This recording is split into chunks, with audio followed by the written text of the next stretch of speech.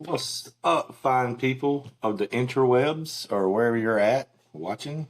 I guess it would be on the interwebs anyway, but we're back with another episode of answering questions from ChatGPT. So, what I asked it to do today is just ask me three deep questions. I didn't really give it any other information besides off of what you know about me from what I use ChatGPT anyway, so it kind of knows me a little bit. And then I asked it to ask me three questions about, deep questions, like I said, and two questions just about nostalgia questions about the 80s and 90s. So let's jump right in.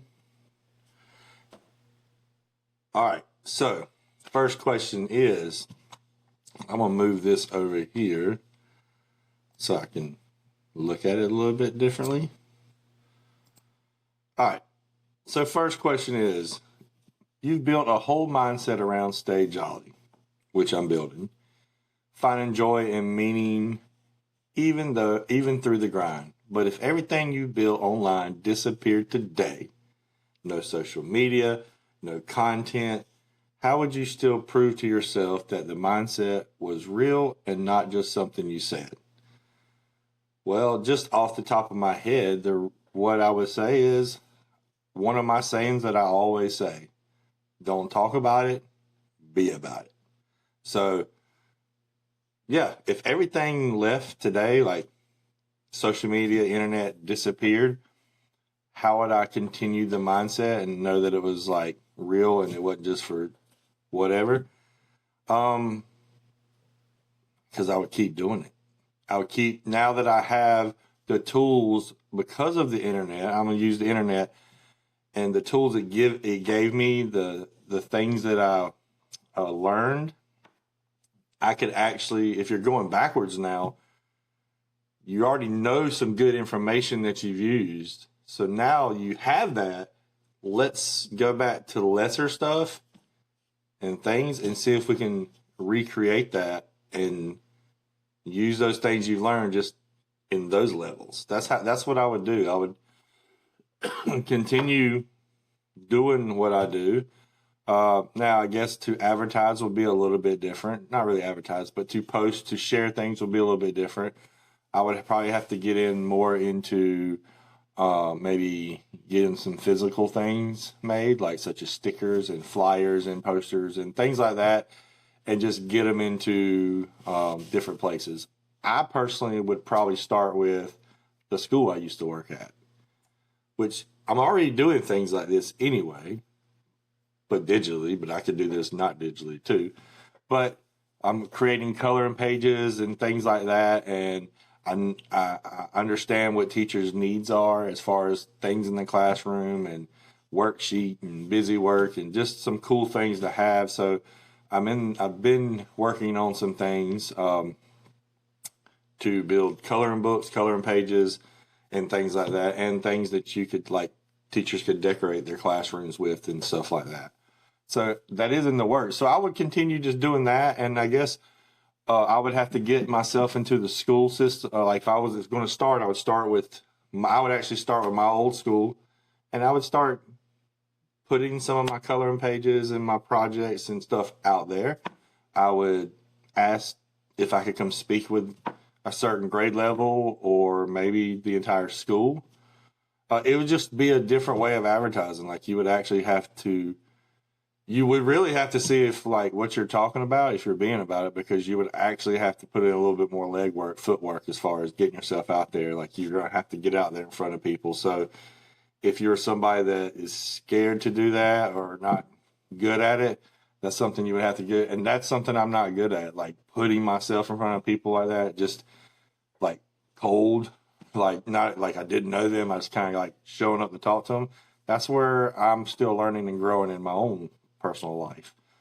But what I know now from having the internet and having everything, if I went back in time and didn't have it, but still knew about this, I think I could figure things out that way. And it's just one of those things you would just have to do it. And, you just would have to do it. So, instead of the stay jolly mindset would still be there.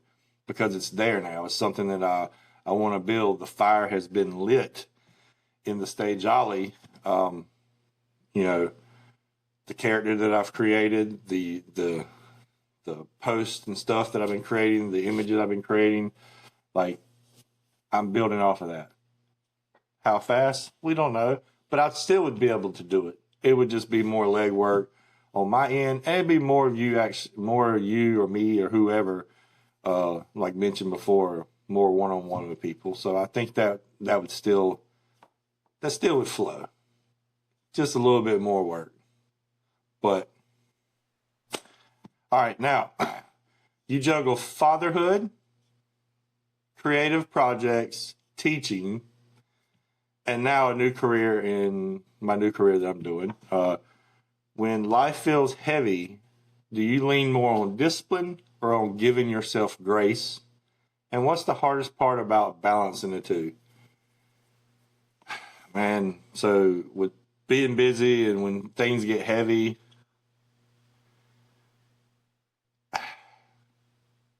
I feel like I lean more probably into grace, because in this situation, I would say that sometimes when things get heavy for me personally, instead of me like sometimes staying on track and being disciplined about what I've been doing, it's easy for me to take that rest and probably take extra rest time to give myself grace. Now, maybe do I give myself too much grace sometimes? Yes, because sometimes, my opinion, if you get too much grace, you get comfortable.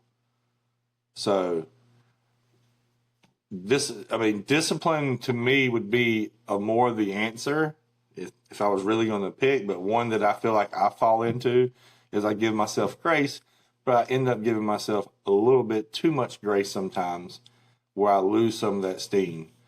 Or maybe is it too much grace? Maybe it's just the right enough grace. It just wasn't what I thought in my head. Maybe my body and mind and the world is telling me, like, this is how much you should have been really taking rather than this much that you were deciding. Because the world could have been like, hey, if you don't get this much, like, if you don't take this much rest or chill and like deal with what you're going, like, it's going to get worse. So it kind of forces you to take up the amount of rest or whatever you need to be able to move forward. That's my opinion. Discipline, is one of those things I would say in this situation, like the mindset of like, I got to keep going. And I've been in both. I've been in situations where I've been in both, and I felt like the discipline route was the best, and it ended up not being the best. So I guess this kind of goes along with the eager eagle, impatient pig storyline in a way. Kind of just like threw that in there. That just kind of popped in my head. And what's the hardest part of balancing the two? Like, it's definitely like, I kind of like what I said. Sometimes if you're giving yourself grace, you could end up giving yourself too much grace. And when I say great, when I'm speaking of grace for me, I'm thinking about in times that things are heavy and that I just need like a break or a rest or just to calm down. Recently, I gave myself some grace and I kind of unplugged. I think it was like 2 weekends in a row where I unplugged, where I didn't post anything for a whole weekend, where I didn't do much for the whole weekend.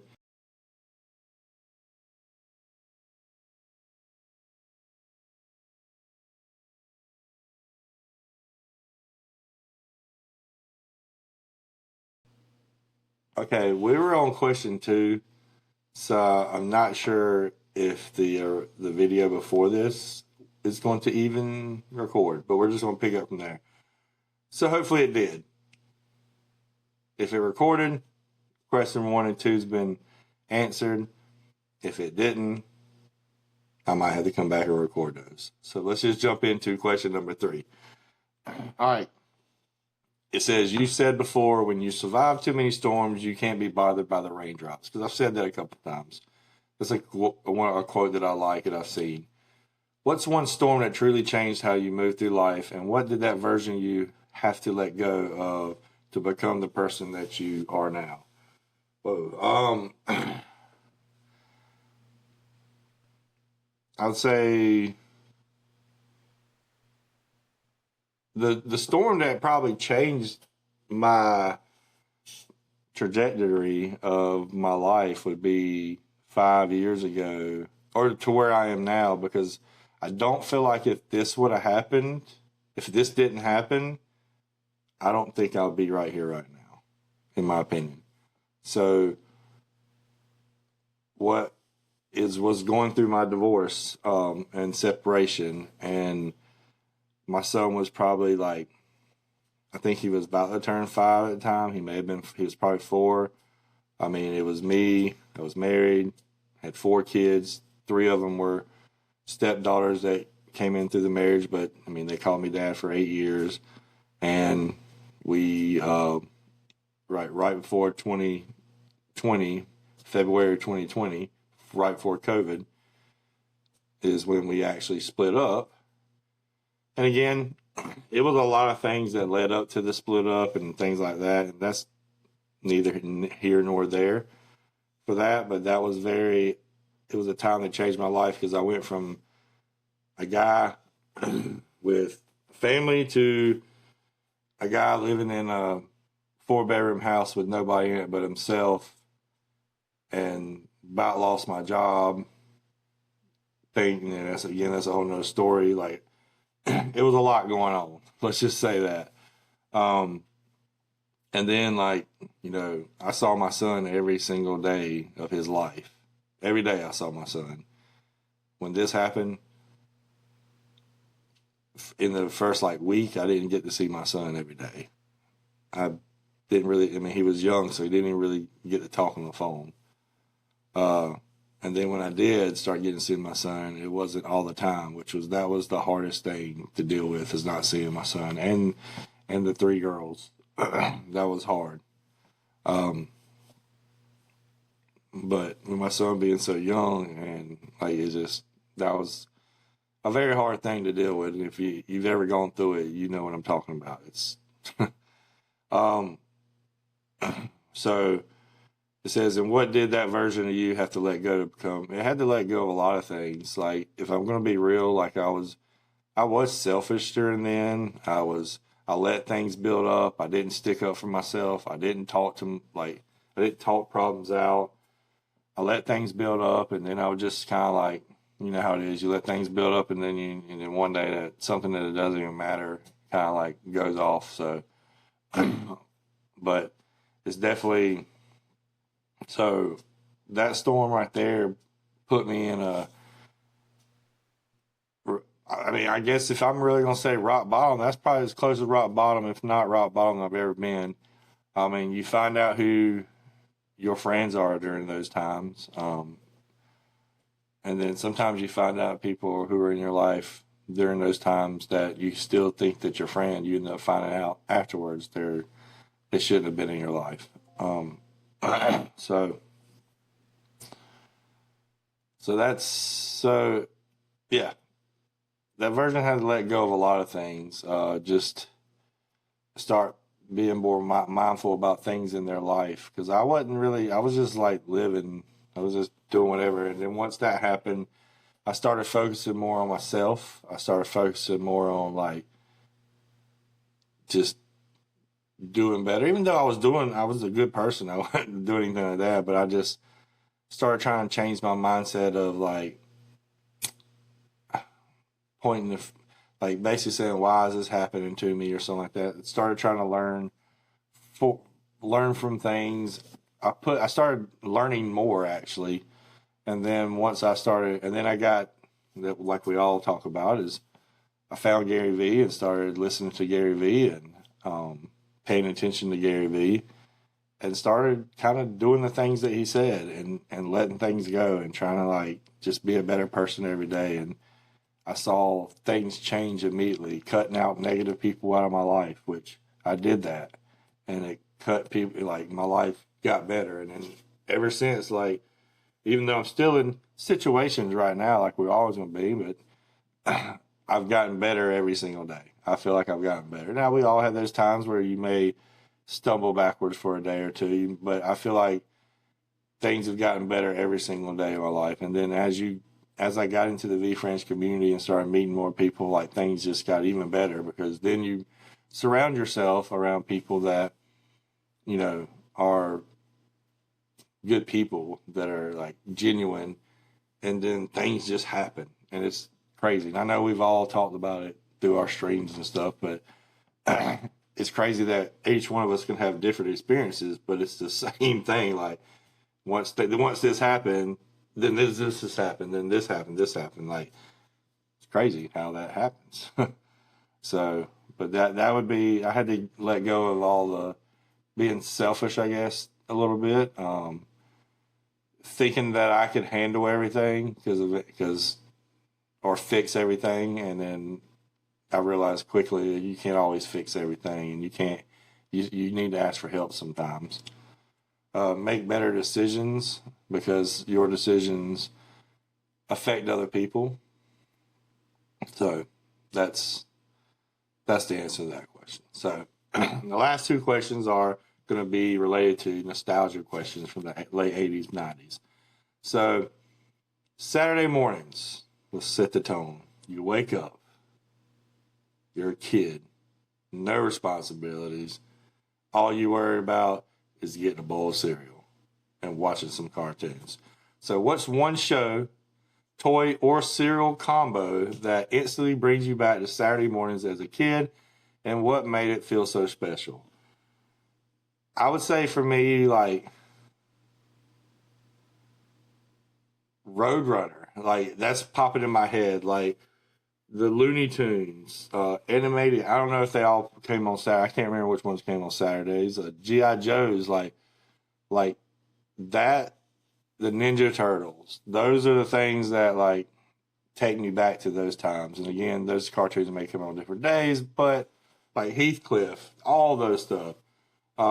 Toys would be a G.I. Joe, like, and Ninja Turtle figures. Like, I played with G.I. Joes a lot. And figures in general. Cereal, if I'm just going to, like, if you, like, say cereal from back then, Captain Crunch pops in my head. Like, Captain Crunch is one of the ones that pops in my head. Or, was it the Golden Puffs or something like that? It was just the Golden Pops or something. I don't know. I think it's called Pops, maybe. Those, things like that. That's the cereal that Apple Jacks, things like that. I wouldn't say really combo, but I guess it's a mixture of all those. Why did it make it feel so special? I guess just at that time you didn't realize it, but just the freedoms of just being a kid and living in the moment and just waking up. You don't have to worry about a job. You don't have to worry about money. You don't have to worry about your car. You don't worry about having to do anything. You just wake up and say, I want some cereal, turn the TV on so I can sit there and zone out and watch some cartoons and enjoy it. Another one was Dennis the Menace. Like, things are going to pop in my head as we're going. So those are times that I remember. But I wouldn't say truly. I mean, I'm sure I did when I was little, but when I was able to like go outside and do stuff, I was waking up and I wasn't really watching too many cartoons in the morning time. I would say I watched most of my cartoons like after school time. But on Saturdays, like I was normally having to go play sports. I was playing basketball when it come that time. So I don't really remember like always sitting there because I remember the sports aspect, but the cartoons I remember watching weekdays and stuff like that. So question number 2, or it'd be 4. This would be question number 5. Before the internet, some can't even think about that, but I can. I remember it vividly. Think back to when everything wasn't online. I can remember it. What's something simple from those days that you wish today's generation could experience just once? So, there's no internet. Let's set the scene again. There's no internet. There's nothing like, you barely have phone where you can just call people, right? You may, depending on what time frame we're talking about, for me, it would be like, that would be like a middle school, high school years. I mean, I didn't get computers in our school until like 10th grade. And I think I had a computer at the house around that time. So let's just say that's when the internet came into my life. But simple things from those days that this generation just, I would say video games and how the video games work, but I think that wouldn't be a fun time for them. That would be more of a punishment for those people. So that wouldn't be good. Simple. Just going outside with your friends, packing some sandwiches and some chips in your book bag, and jumping on your bike and taking off for the day.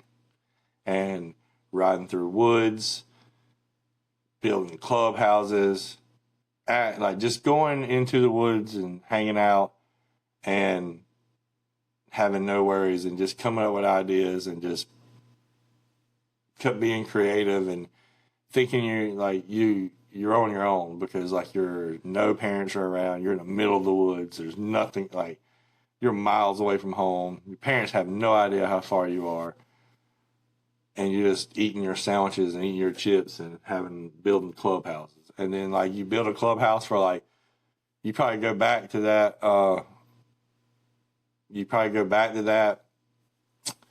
spot a couple times, especially if it's too far away.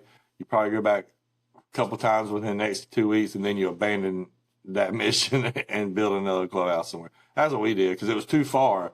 And we couldn't always get out to go that far all the time, because parents might find out. So we had to move in. So we had to abandon, but sometimes we go back to the old place and get some stuff and bring it back. So, but yeah, just doing that and just going and then just coming home before the street lights. And that would be it. So there's my answers to these questions for this week or this video. So I'll see you next time. Peace.